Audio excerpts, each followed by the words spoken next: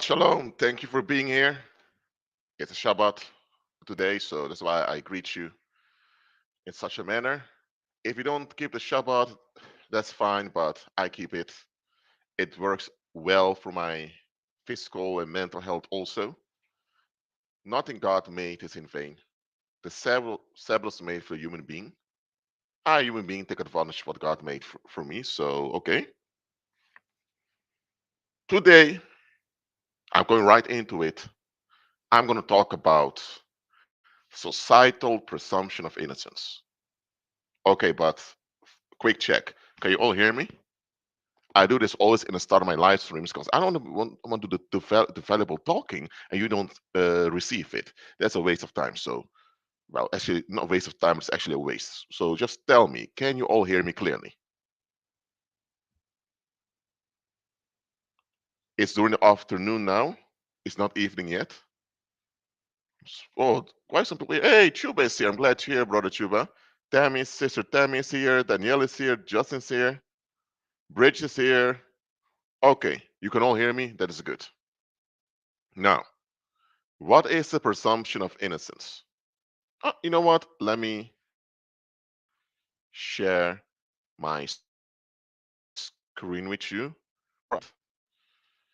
I want you to see what the world is a presumption of innocence. But you know, I'm not bullshitting around over here. So hold on. Let me go to over here. Let me know if you can see the screen, please. Thank you. Let me know if you can see the screen. Can you all see the screen over here? Let me know.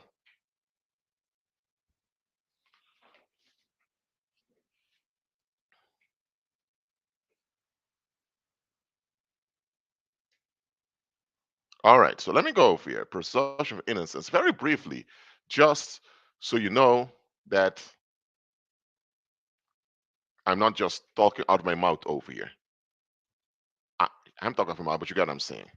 The presumption of innocence is a legal principle. So that is something they hold on to. That every person accused of any crime is considered innocent until proven guilty. On the presumption of innocence, the legal burden of proof is thus on the prosecution, which must present compelling evidence to the trier of fact, a judge or a jury. If the prosecution does not prove the charge is true, then the person is acquitted of all the charges. The prosecution must, in most cases, prove that the accused is guilty beyond a reasonable doubt. If reasonable doubt remains, the accused must be acquitted. The opposite system is a presumption of guilt. Now, there is such thing as a presumption of guilt, okay? But presumption of innocence, it comes from the ancient world. It comes from the Roman Empire. And I'm not going to read in Latin and go to all the deep history of it, but just so you know that this is based on ancient Rome, in which the the Greek aristocracy, which became which is called the Roman aristocracy eventually, they concluded that to have social trust, there must be proof when you accuse someone. Because truth of the matter is, anyone can be accused of anything. That does not mean that just because you're accused that you're guilty, that actually happened. So if you accuse someone, you must have at least some hint that they might be involved. But the hint's not enough. There must be proof without any doubt, reasonable doubt, that someone did it. Now, presumption of innocence since the Roman Empire has been the norm in the world, well, in most jurisdictions. Now, I don't know why this page not loading, but okay, let me. Okay. Well, the presumption of guilt is something that's often fought against worldwide for obvious reasons because, well, who in the right mind wants to live under a jurisdiction where you are guilty and then you have to prove you're innocent? Nobody wants that. Now, why am I sharing this? It's because this presumption of innocence, it's deep rooted in our cultures. We expect people to do the right thing by examining when we are accused. Let's say now someone says, hey, you see Justin over there? He just killed his neighbor. That's why John died. It's Justin that did it. Okay. Where's the proof that Justin did it? Is there a DNA sample? Did anyone see Justin with a smoking gun or a blooded knife? Or a bloody knife, I mean? They, were the fingerprints of Justin found over there? I mean, is there any evidence that may prove? Because evidence is not proof. Evidence is a fact that suggests a potential outcome. That's what evidence is. Evidence is not proof. Proof is when it's confirmed something happened. So at least there must be evidence that points towards that he might have done it. Or else, Justin is just that. Someone accused of something, but I know you would never do that. But the thing is, but this just to give an example. What if people say, oh, Justin is accused of committing murder his neighbor, let's lock him up. Let's lock him up till the time we found out for sure they didn't do it. But no, that's not how it works worldwide. Just because you're accused doesn't mean Justin's going to be arrested. The prosecutor must have some evidence that may suggest Justin may have done it before the police arrest him. And then comes the trial. So we've been raised into this presumption of innocence, and we think that society treats us this way. So let me correct this to you. The courthouse is obliged to act this way just to preserve the trust from the public. Some cases they don't in some countries, but that's another discussion. But just understand presumption of innocence is something courthouses hold on to. It's not something the masses hold on to. Truth being told, to the masses, it does not matter who's guilty and who's innocent. It doesn't even matter what happened. The masses just want their ease and comfort. And anyone and anything that hinders this ease and comfort is the enemy. And the enemy has to be attacked. That's the black and white thinking of the masses.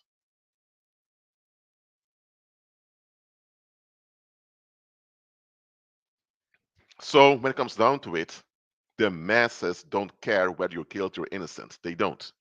They only care how it relates to them. Let's say you're innocent, but people admit you're innocent is going to make the public look bad because everyone believed you were guilty even before there was any evidence that could point in the direction you may have done something. If they now all have to admit you're innocent, they have to explain why they believed you were guilty without any evidence nor proof.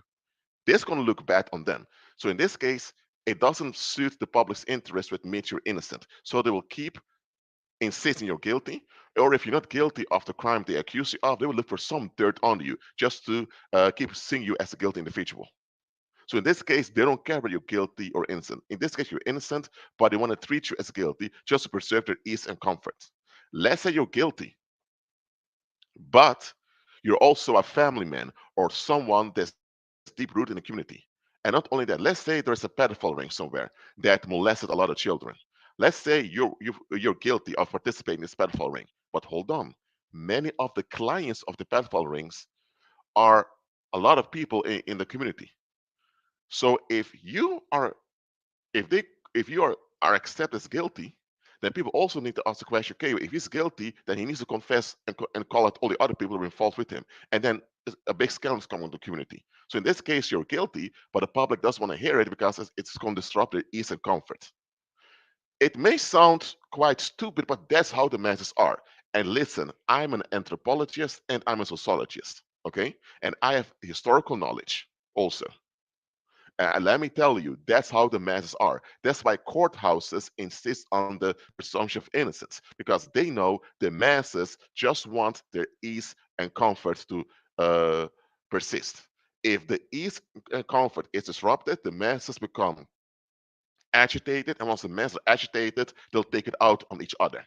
So you're going to have a lot of domestic violence and a lot of bad consequences happening. And often the children are the ones who are suffering when the public is agitated. So to make sure the public doesn't agitate and take it out on the children, when something bad happens, they ought to look for someone to put the blame on. That's how it goes. And even courthouses don't really care that much about whether you're guilty or not. It's all about the trial. If the trial is done according to law and according to the trial, you're guilty, you're guilty. If later proof comes out you're innocent, they'll just overturn your conviction. And that happens a lot, that convictions are overturned. So even the courthouses primarily want to make sure the public is at ease, because once the public is agitated and begin to lose it, it's very hard to calm them down.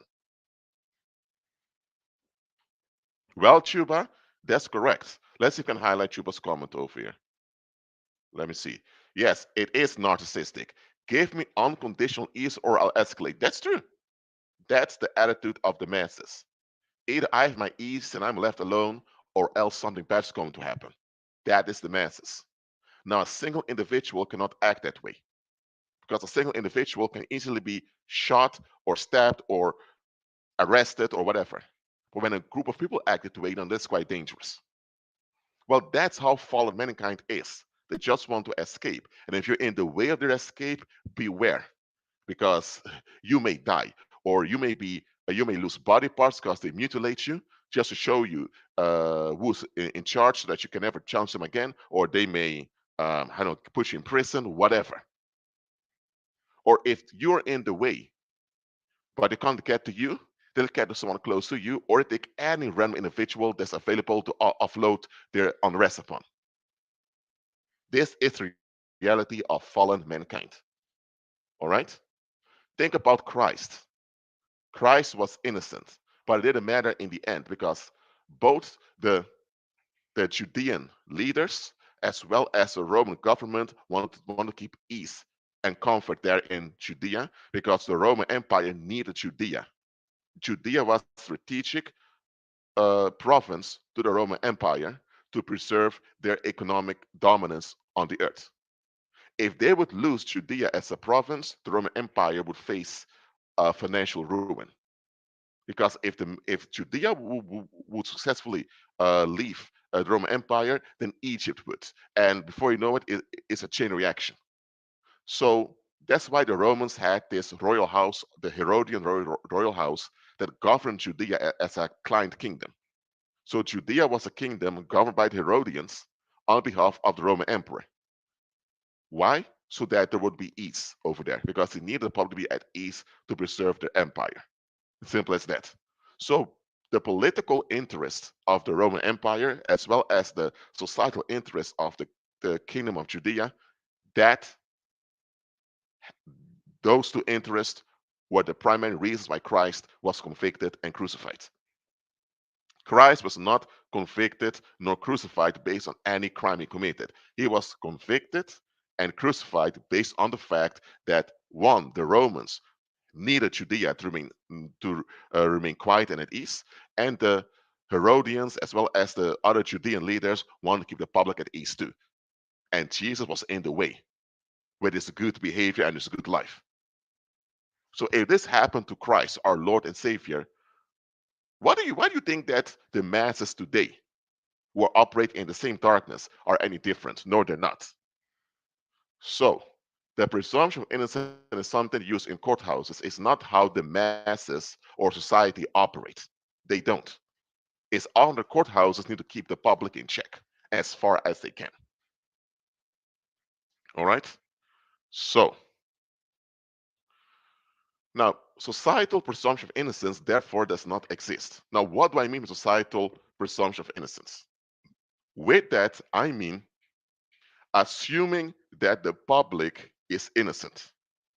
Now, presumption of innocence refers to accused individuals, but there is no such thing as presumption of innocence when it relates to groups of people.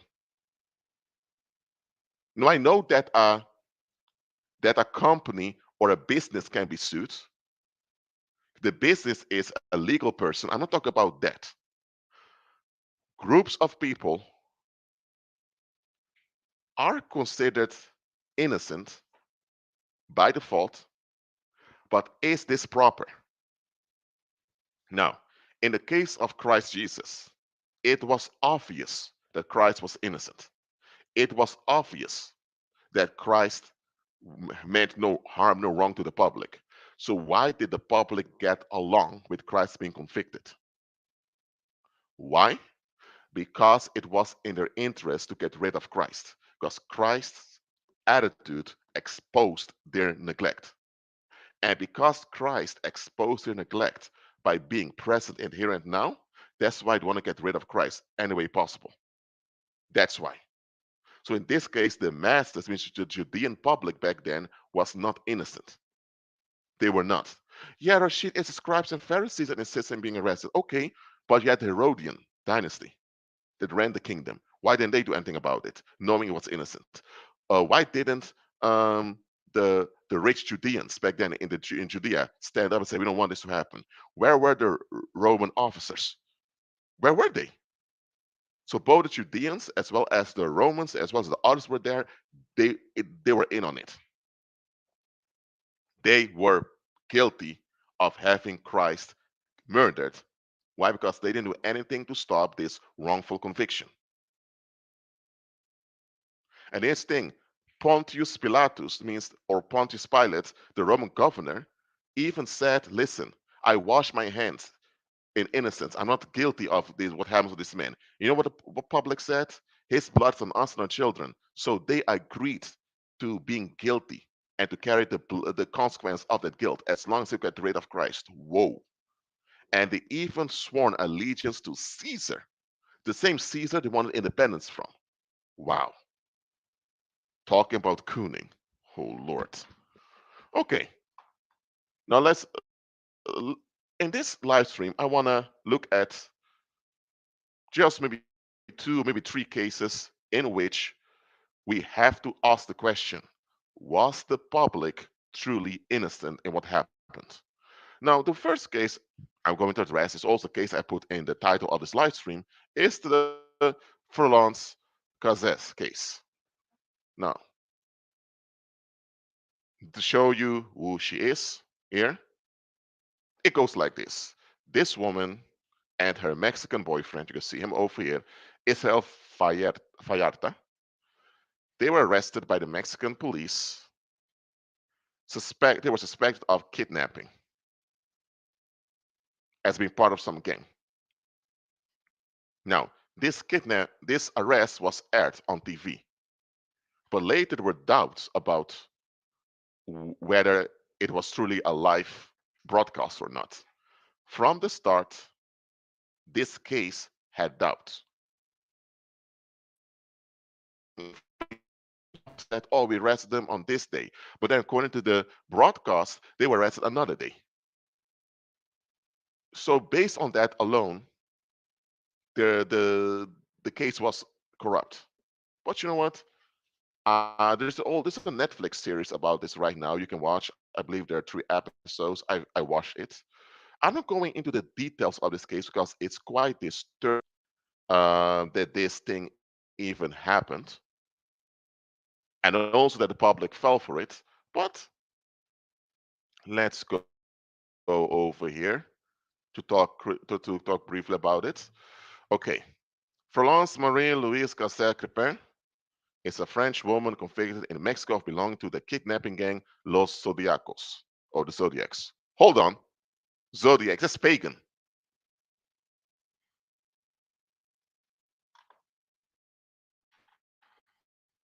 That's pagan right over here.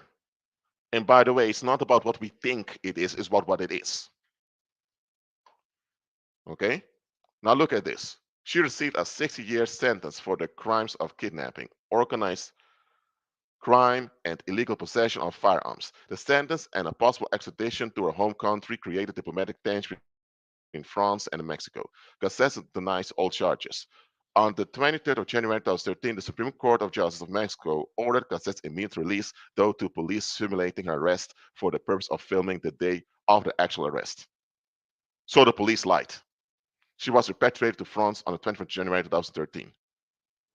Well, the ex-boyfriend Israel Vallarta was released in 2021 because it came out that one of the testimonies of one of the kidnap victims did not match him because he had no beard at the alleged time of the kidnapping. But one of the victims claimed that a man with a beard kidnapped her, and based on the fact that he had no beard back then, he was released from prison. But he had no conviction, but he was still in prison. But think about it. He spent 17 years in prison for a crime he did not commit. And it was quite easy for the police to figure out, hold on a minute. You say a man with a beard kidnapped you, but this man, there's proof he had no beard back then because he applied for uh, a visa for the United States. And at the consulate, they took a picture of him, and he had no beard at the time. They could have figured this out. They could have figured this out a long time ago, but no, the public believed it. 2005 and took 2021 before they realized, you know what, this man needs to be released. The woman was released early because why? Because she had the French embassy, and later the former French president Sarkozy pleading her case.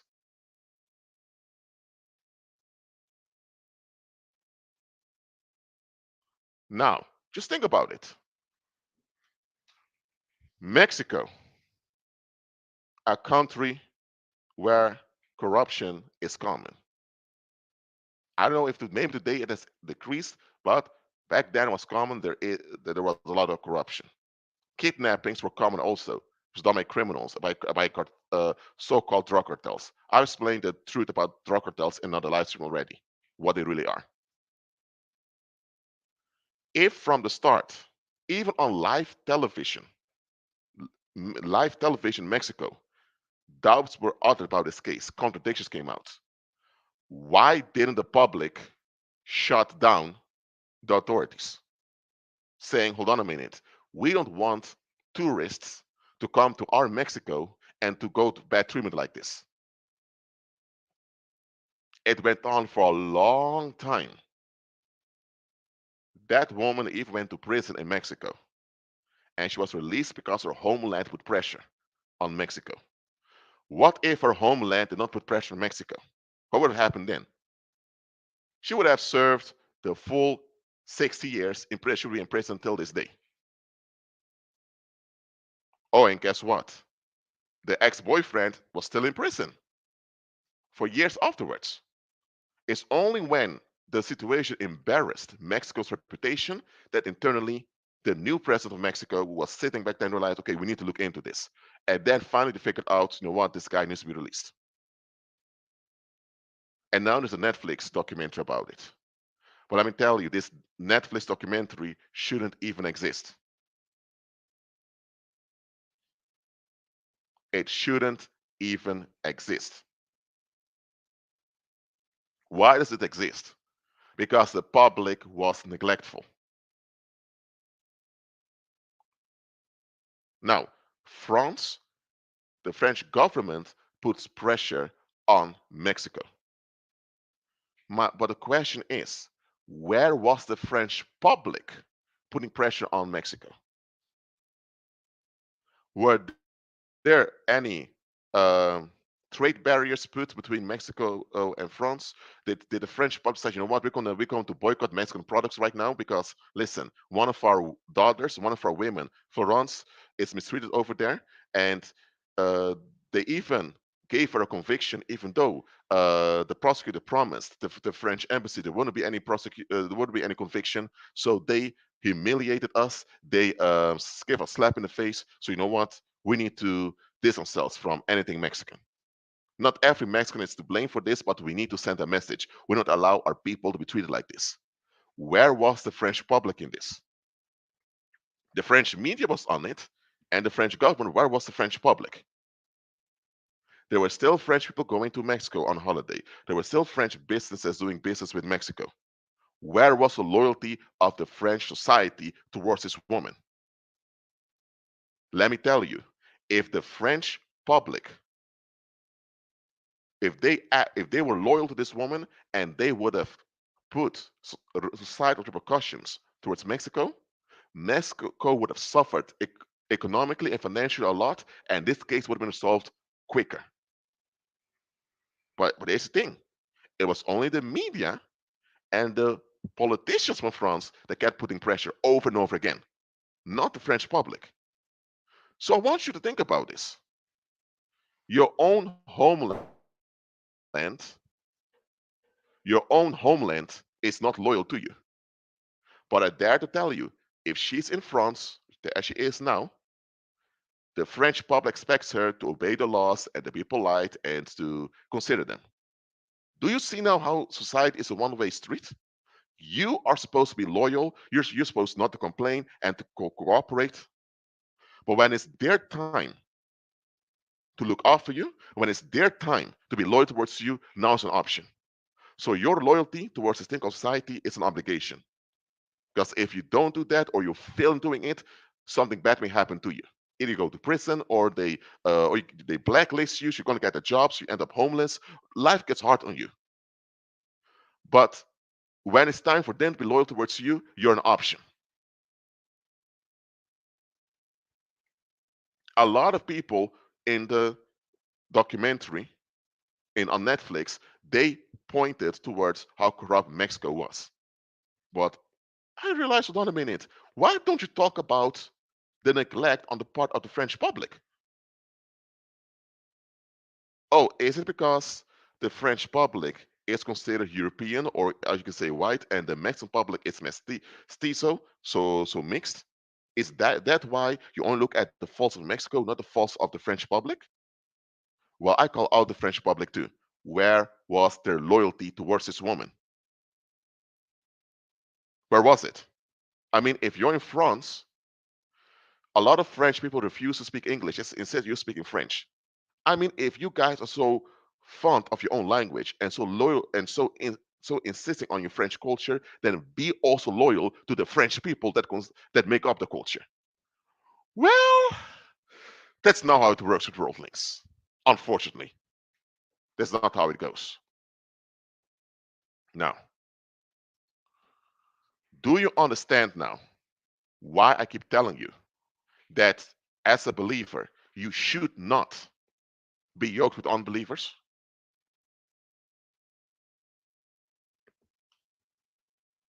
And how did the French government put pressure on Mexico? Because the relatives of this woman, as well as some of the people that knew her from France, kept putting pressure on the embassy, and eventually the case became political.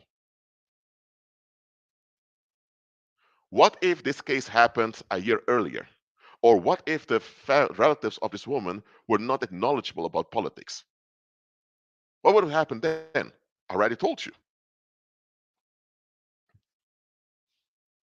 Now, I can't speak for this woman. I can't. I can only say that if something like that happened to me and my homeland did not make that, it's only the politicians and the media that made effort, but the public kind of just got along with it, I would be happy to leave the country that mistreated me, that imprisoned me falsely, but I hell not would be able to just get along with my own people again like nothing ever happened. Because I'm going to call them out, hold on a minute, guys. You guys feel me like a hero right now? Hero of what? Of enduring years of mistreatment that should have been prevented if you guys would have just looked after me. How come I'm the only one who have to look after you guys by obeying the laws and make sure I behave well abroad so I don't embarrass the country, but the country just lets things happen to me? But anyway, world links among each other. They quote unquote understand one another, so they just get along with stuff.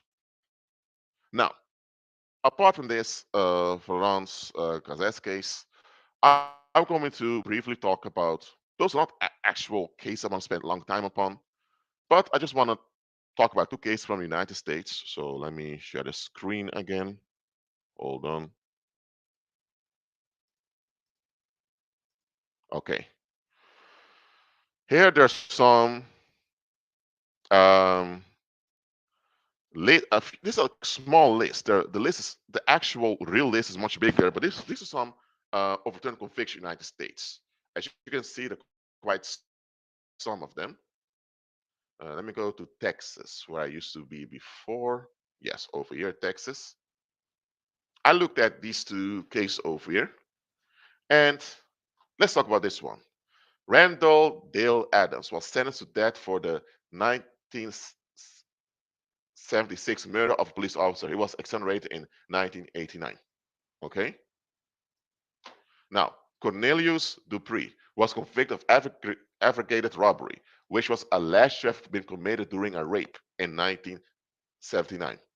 Okay, robbery during a rape. Was he raping or doing a robbery? He can't be doing both at the same time, but anyway.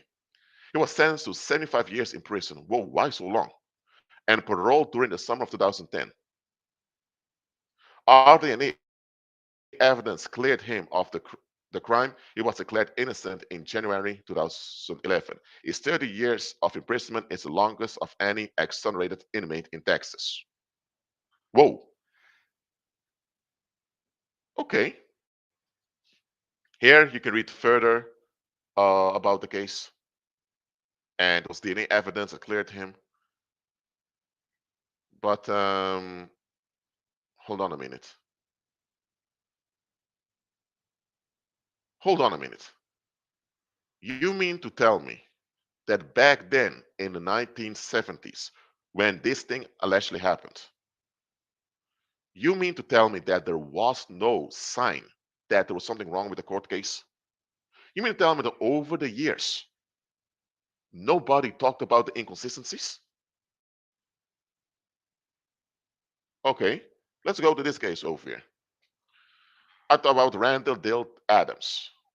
Now, he received the death penalty, but it was overturned into, it was commuted to life in prison.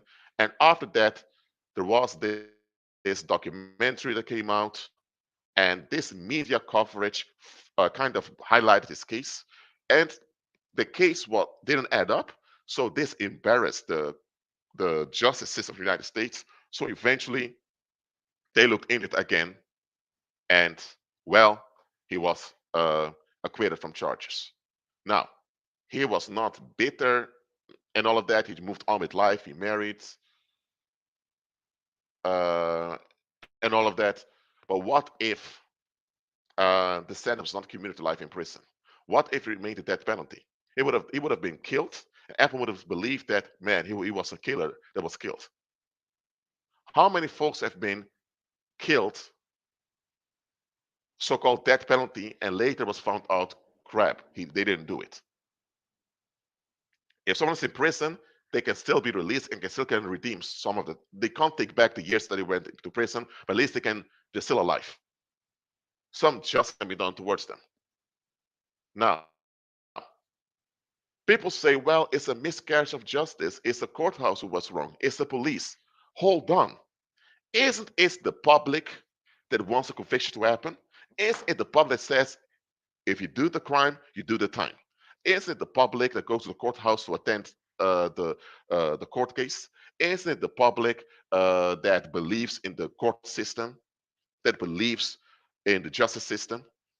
Listen, if you believe in something, and that something you believe in shows cracks, then it's up to you to admit that there are cracks in what you believe in. That means you need to let go of that belief and see what's really going on.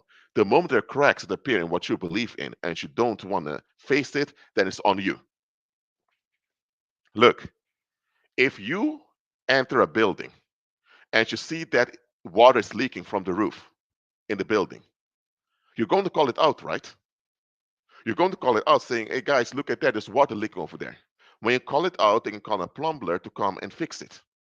But what if you see the water is leaking? You say, man, I don't want to be bothered, and you stay in the building. What if later there's a whole flood of water in the building? Or let's say there's a flood of water and it hits electricity. A lot of people are electrocuted, some people die. In that case, if it's figured out that you knew that it was leaking, but you didn't say anything, you can be arrested, and you can go to prison for neglect. You didn't kill anyone, but your neglect caused people to die, so you can go to prison and serve maybe 2 or 4 years in prison for it. Simple as that. Or let's say that let's say you're in a house, in a building, and you smell smoke. Maybe someone is smoking, and then you tell them to put out a cigarette or to go outside smoking. But if you smell smoke and you don't do something about it or check what goes on. If later you end up in a burning building, you put yourself and others at risk. What I'm pointing out here is that the public, it was the public's responsibility to check what was going on in their community.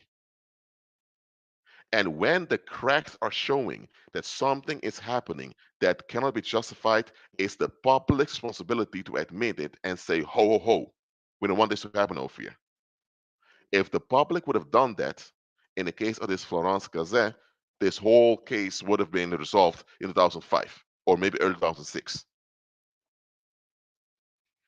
Those wrongly convicted people whose convictions were overturned,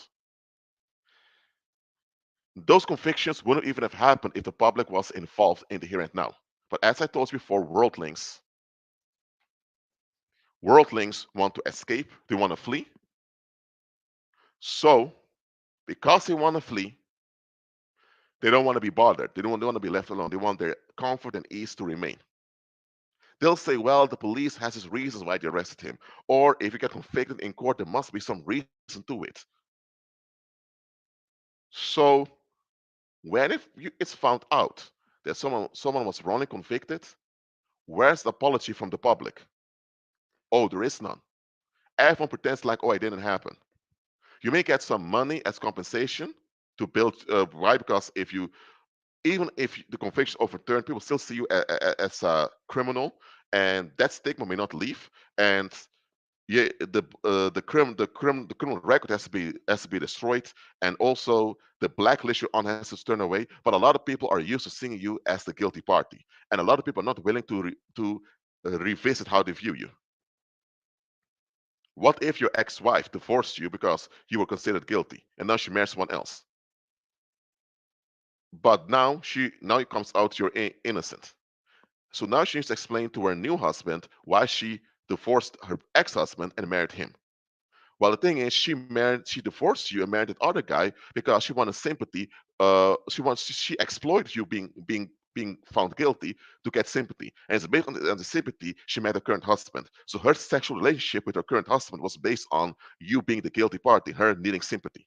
So the moment it comes out that you're innocent, she has something to explain, and her current marriage will suffer. So will she be willing to go through this? No, she will keep holding on to you're guilty. The new husband may also don't want his current marriage to suffer, so he also will be in on keep seeing you as guilty. You get what I'm saying? So what I'm putting out there is that the public is responsible for what they allow to happen in their community.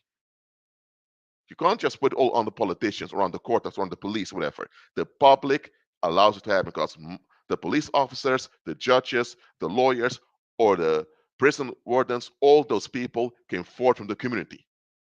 They were born and raised in the community. So the community has leverage over them. So the community should use their leverage responsibly. So understand this. There is no such thing as societal presumption of innocence. Anytime something seriously goes wrong in a community, there were warning signs ahead of time something was wrong. The public just didn't care enough to do something about it. Can it happen maybe once in 1,000 times that something bad happens in a community and the public was not aware at all? It can happen. But 99 out of 100, so most of the time when bad things happen in a community, the public is aware something was wrong. They just didn't care enough to do something about it because we're only focused on their ease and their comfort. That's why society, by default, blames the victim. Think about it. If you've been neglected by the community because they didn't intervene when your parents were abusing you, they didn't intervene when you developed mental health issues, and now you end up being taken advantage of by some crazy cult. Now, the crazy cult is to blame for taking advantage of you. But you wouldn't have been in that position to be taken advantage of if the public, where you grew, what you were part of, looked after you. But what if now you survive being harassed or abused by that cult?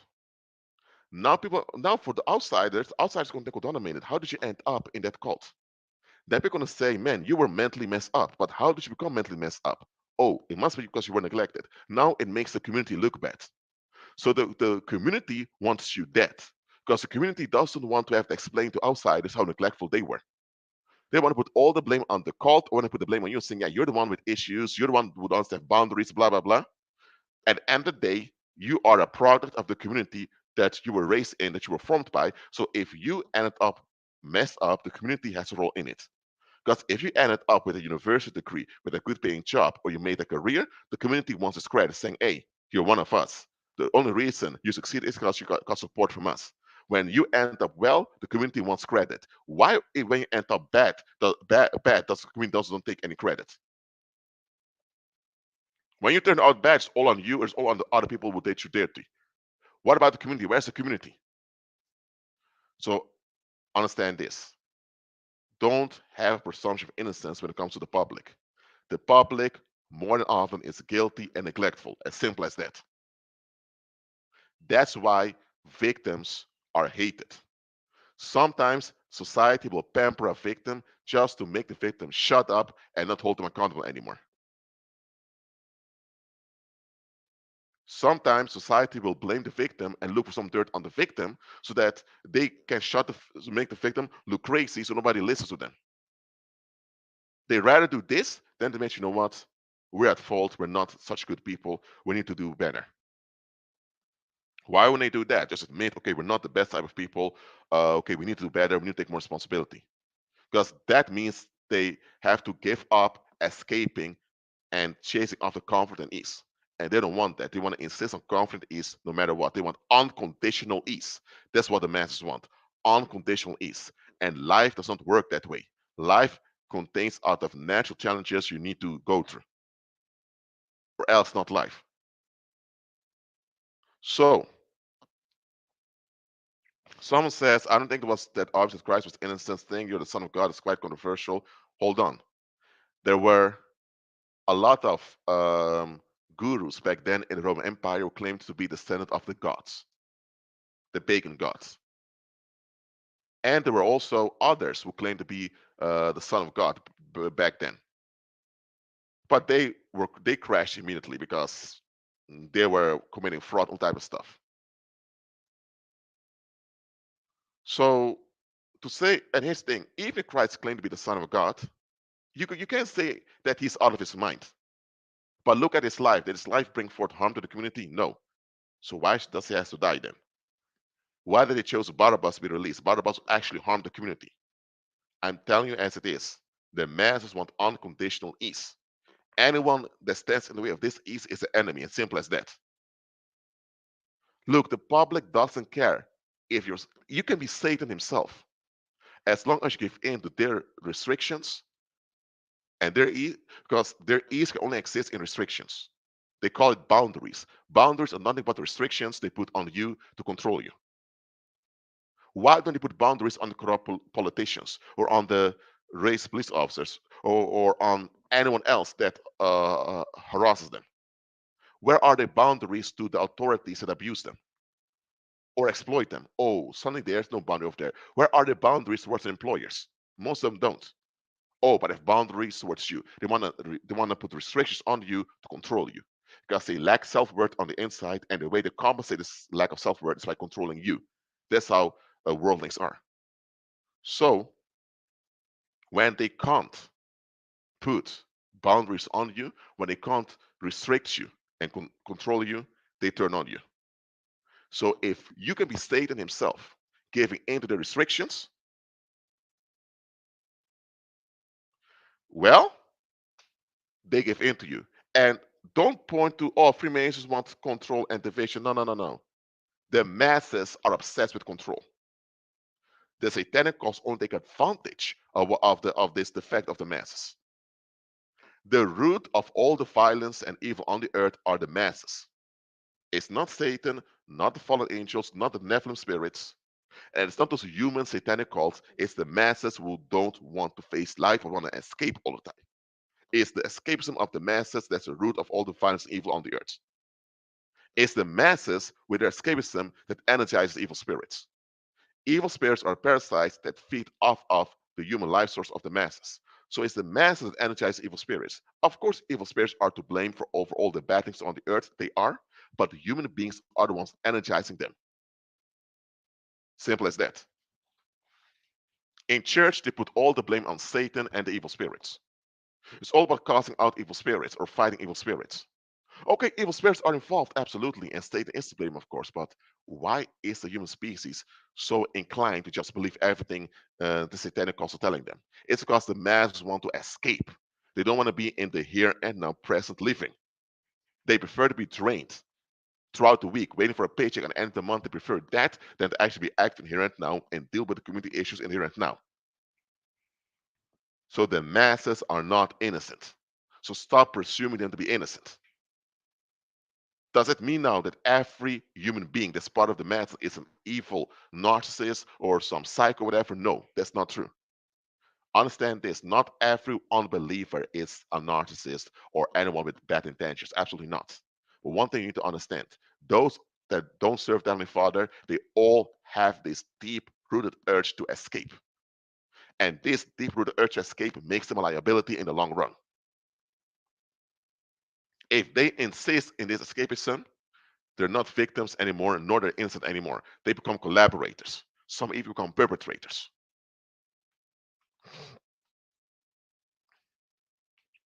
So don't just look at yourself or the immediate perpetrators when something bad happened to you or where there's something bad happening against you. Where are the masses? Where's the community? The community will not tolerate you to ignore their interest or to ignore their expectations. If you do that, life becomes hard on you.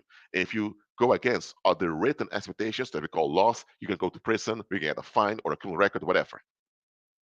Or if you didn't break the law by ignoring their written expectations, but you just didn't give in to what they want, they can blacklist you, you can't get a people will ignore you, unfriend you, whatever.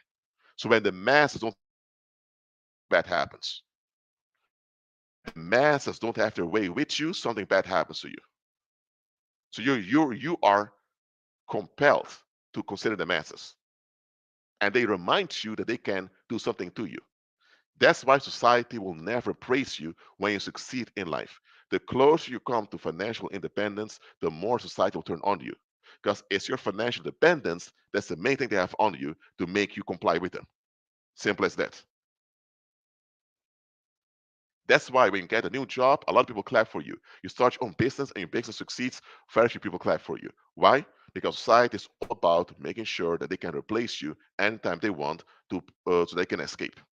If you have influence over them and they can't shut down your influence, they're going to feel like the victim and they're going to escalate and riot. But if they feel like, oh, we can just harass his work and get fired, so we have a grip on him, then they're okay with you.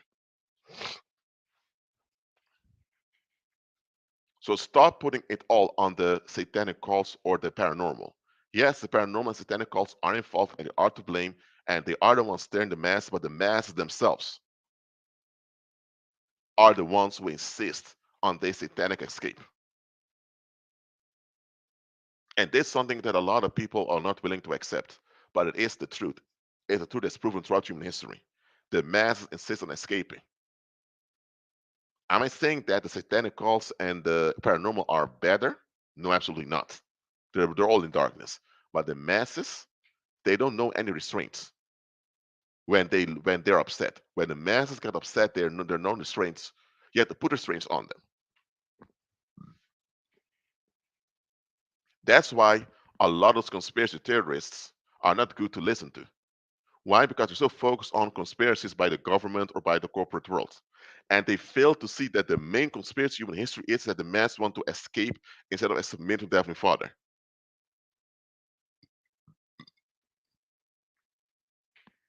Look, this is another reason why sometimes people are able to help homeless folks, but they don't do it.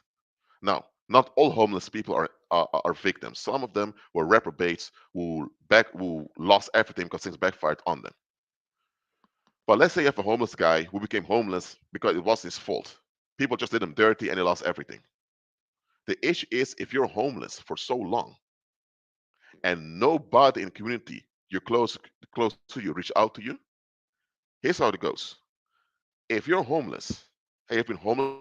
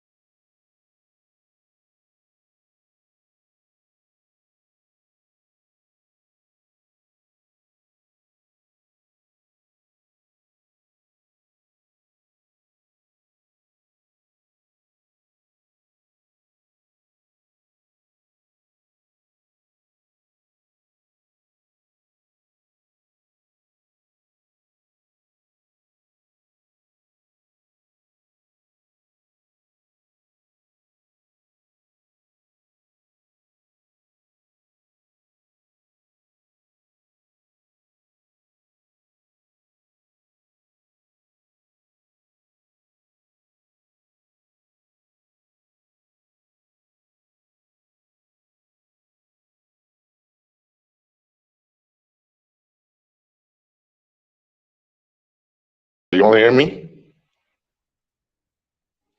For some reason, the Wi-Fi didn't work properly, so I just went to my phone instead. So can you all hear me now through my phone? Okay. So understand this. The masses are not innocent. The masses are in on the misfortune on the earth. Does that mean now that you're going to see everyone in negative daylight? No. A lot of people are just dysfunctional. They're not evil. But just because they're dysfunctional does not excuse them for not participating in solutions. As simple as that. So you have to see people for what they are. Too often we see people for what we hope them to be or what we need them to be. You need to see people for what they are. If they're not serving Christ, it means they're part of the world. Even if they don't have a worldly mindset, they're still part of the world because they're not in agreement with Christ. Them being part of the world means that they all want to escape deep down on the inside. That means they are a liability in the long run. As simple as that. So when you relate to them, you relate to them in a practical way. You can't relate to them the same way you relate to a believer that walks by faith. And there are even some believers you need to watch out for because they still want to be part of the world, even though they're believers.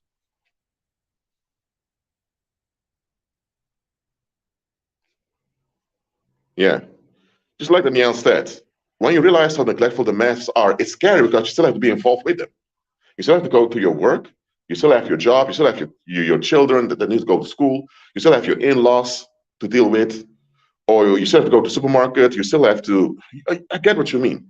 It's not easy to accept this, but you have to accept it at some point because once you accept this, now your mind is freed from false expectations. Sometimes false expectations can keep you trapped in danger. Once you admit how neglectful the masses are, don't look at me wrong, not every human being out there is neglectful towards you or towards themselves. Okay? There are people out there who are not neglectful, who call things out. But those people are rare, and those people are often shadow banned or they're banned directly. Once you admit the neglect of the masses, you also admit that, you know what, the only way you can actually live peacefully and in safety is when you do the will of the Heavenly Father. And that's the level you need to reach. So do not be swept away by false teachings that put the focus on this kingdom of darkness, which doesn't exist. There's no kingdom of darkness. Satan has an insane asylum of fallen angels, and Nephilim spirits will turn on one another all the time. Look, it's easy to see Satan and the demons as the main perpetrators, and they are perpetrators. Okay, they are perpetrators. They're the main perpetrators in a thing called evil. Okay? But hold on a minute, why is the human species on the earth getting along with it so easily? Often they don't even put on a fight against Satan. Okay, let me give an example to you.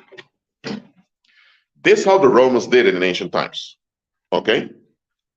When Rome came to annex an area, let's say it's Britain that the Romans came to.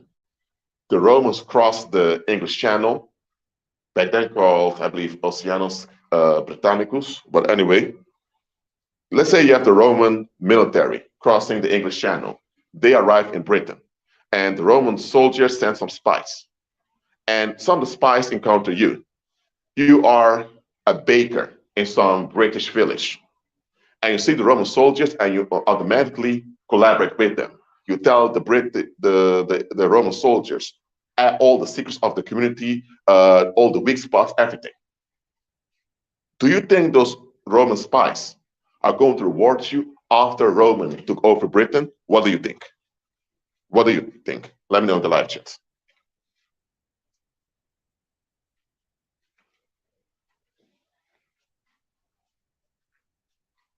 Again, let me just give the example again. Romans cross English Channel, they're in Britain, they send some of the soldiers to become spies. The spies find you, you're a baker in some British village, and you immediately collaborate with the Romans. You don't even warn your own people, hey, the Romans are here, about to take us over. You don't even distrust them.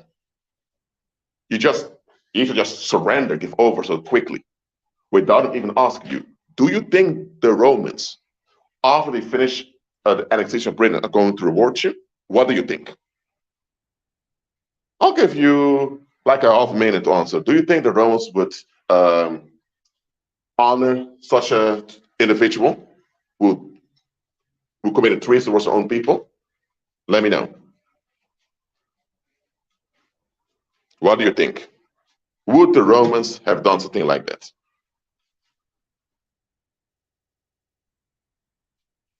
I got one answer. What's the rest say? Would the Romans have honored someone who easily collaborate with them without putting on a fight?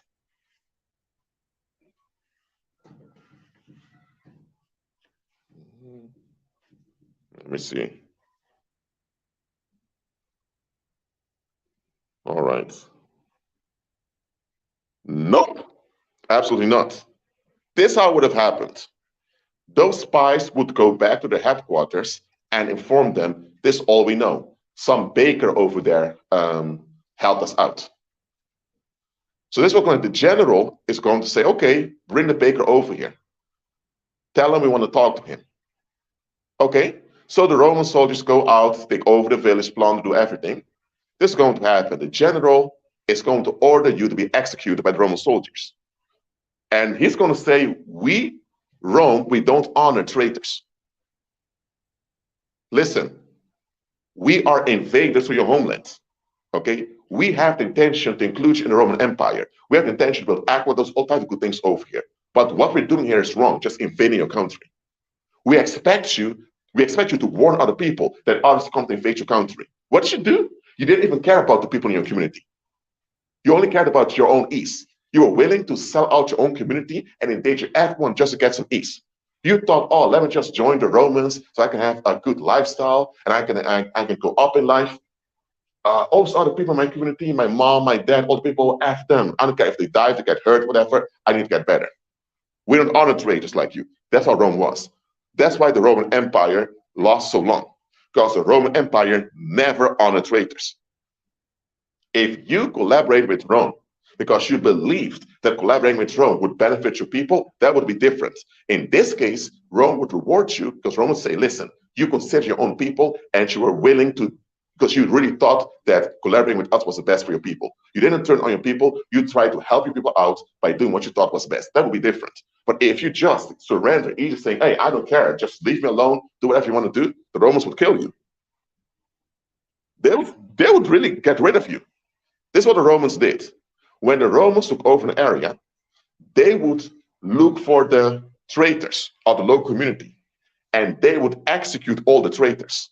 They would use the traitors to gain information how to annex the area, and then they would kill all the traitors, saying we don't want people like you around. But you may think, but it's the traitors that helped you out, Rome, and Rome would say you shouldn't have helped us out. What were you thinking? Well, let me tell you, the same way evil spirits are. When you refuse to serve the Heavenly Father, you just want to escape all the time, you are energizing evil spirits. And let me tell you one thing, those same evil spirits that you energize will turn on you. Those same evil spirits that you energize by just escaping all the time, they will turn on you. When Jesus comes back, the demons are going to say to Jesus, Lord, this woman over here kept hoeing around, kept bitching, complaining instead of looking for solutions. She kept energizing us. Yes, she mandated us on the earth. Here's the problem, Lord. We never told her to do that. She heard from the pastor, the real evil spirits were kicked out of heaven. She should have realized, okay, if God kicked them out, you know what? I don't want to be involved with them. If God kicked them out, that means I should not do anything that might associate myself with them. She didn't care. She just wanted her relief. She even became a witch, worshiping us, just get some ease in life. We even gave her warning, saying, are you sure you want to do this? She kept doing it. Even the demons in front of Jesus would agree that you need to perish. Because demons are going to say, what were you thinking? Well, let me tell you. You need to have this attitude that Rome had. You don't honor traitors. And let me tell you one thing. A lot of people out there are traitors. They just They didn't have the opportunity yet to do the betrayal. A lot of people out there are traitors. It's just an opportunity to betray didn't occur yet. That's why they're so loyal. Now let me tell you this. Society, as society itself, will betray you. Society itself will turn on you anytime you cost them too much.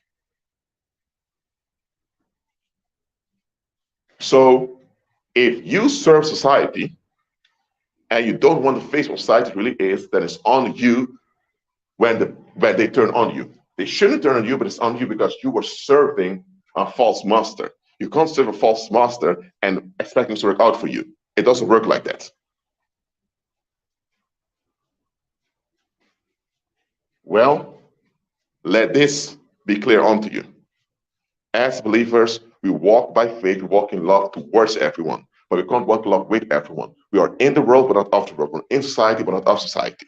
That's the truth about us. So yes, as far as it depends on us, we live at peace with everyone else. When they don't want peace with us, when they insist in fighting us, we just shake us off our feet and we move on. If they insist on coming after us, we use repercussions to shut them down. As simple as that. If you're dealing with devil worshippers, go fierce in repercussions against them. Simple as that. Look, do not end up like this Florence Cassez woman whose own homeland neglected her. Look, it shouldn't have been the French president putting stress on Mexico. It shouldn't have been the politicians keep stressing Mexico out. It should have been the French public saying, oh, one of our women is convicted, is accused of a crime. The case doesn't add up. You promised our embassy there wouldn't be any conviction, but you still brought the conviction anyway. So you treat our country like dirt. Okay, then we don't want any Mexican products. We don't want to. We're going to push for restraints for Mexicans to enter France. We're not going on holiday anymore to Mexico. Financially, we'll be against you. If the public would have done that, Mexico would have crashed quicker, and they would have released that woman. But no, people will say so much effort, this and that. But let's say this Florence in France, or maybe not even in France, but decide, you know what, I don't want to get along with French society. I don't want to act the way they want me to act, give in to their expectations. They would turn on her immediately. If she would fail to file her taxes, government is on her to arrest her for tax evasion. If she, would refuse to work full time, whatever, if she would have just deviated from the expectation of French society, for sure there would be consequence on her.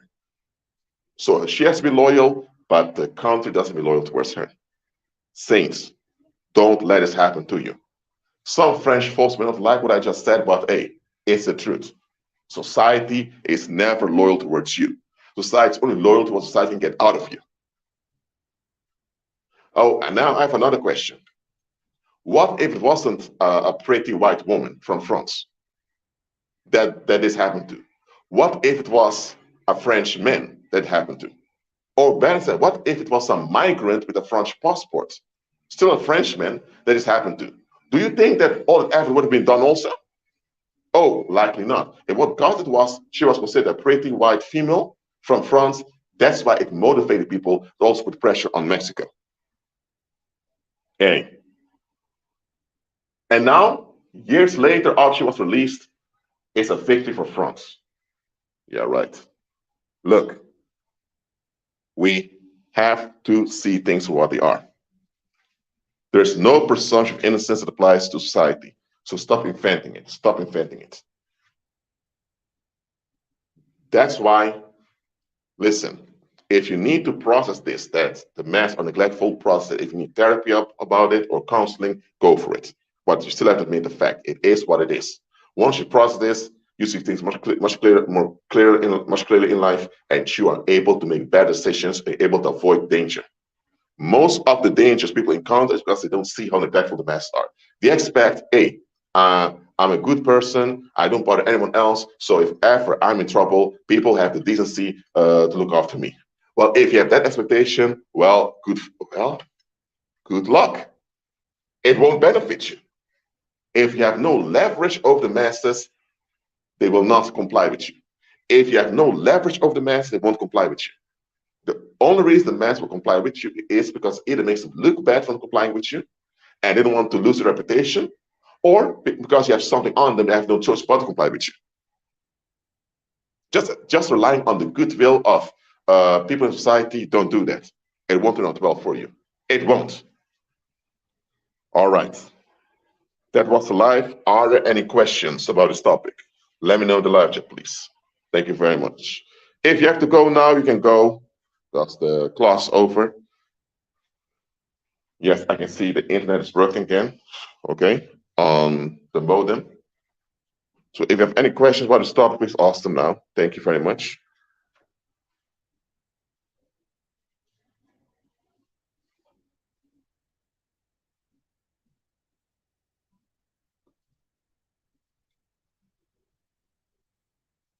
Shalom, Natisha.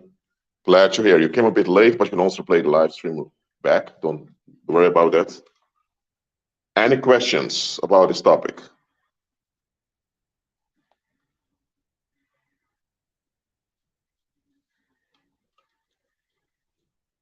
If I get no question in 40 or 45 seconds, I'll close on the live stream.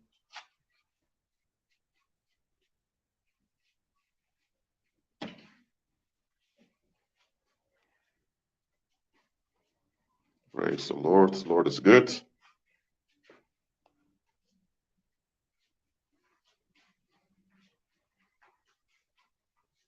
Let's see if I didn't miss anything. Again, don't be bitter, don't be paranoid, and don't be stuck in anger against the masses. No, just accept and process what they are. Now, not all of them are neglectful. There are good people amongst them, absolutely. There are people just don't know any better. Just realize that all those without Christ, they have this urge to escape. And that makes them a liability in the long run. So when you deal with them, realize you're dealing with a long-term liability. So deal with them on the short term, but on the long term, realize you can't be too close with them. Simple as that. Have the right expectation of those you're involved with. All right. I didn't get any questions over here. Thank you all for being in the live. Keep on agreeing with Christ. Enjoy the Shabbat for those who keep it. And I'll see you next time. Shalom.